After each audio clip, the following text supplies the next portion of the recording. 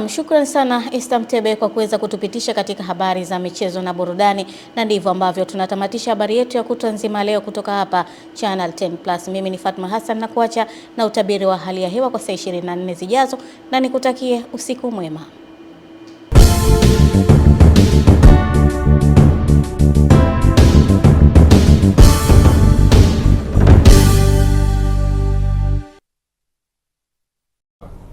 Habari za wakati huu na karibu katika utabiri wa hali ya hewa, na tukianza na usiku wa leo, ni matarajio yetu kuwa hali ya ukavu pamoja na ubaridi inatarajiwa katika maeneo mengi, na kiwango cha chini cha joto kinatarajiwa kwa nyuzi joto 7 katika mkoa wa Mbeya, ikifuatiwa na nyuzi joto 8 katika mkoa wa Njombe. Na kwa upande wa upepo unatarajiwa kuvuma kwa kasi ya kilomita 20 kwa saa katika ziwa Tanganyika pamoja na ziwa Rukwa, na kwa kasi ya kilomita 30 kwa saa katika ziwa Victoria, ziwa Nyasa pamoja na ukanda wote wa pwani, na hivyo hali ya bahari inatarajiwa na mawimbi makubwa kiasi. Lakini pia kwa siku ya kesho ni matarajio yetu kuwa mikoa ya Kilimanjaro na Tanga pamoja na visiwa vya Unguja na Pemba, maeneo haya yanatarajiwa na hali ya mawingu kiasi, mvua nyepesi katika maeneo machache pamoja na vipindi vya jua. Wakati maeneo mengine ya nchi yanayosalia, maeneo haya yanatarajiwa na hali ya mawingu kiasi pamoja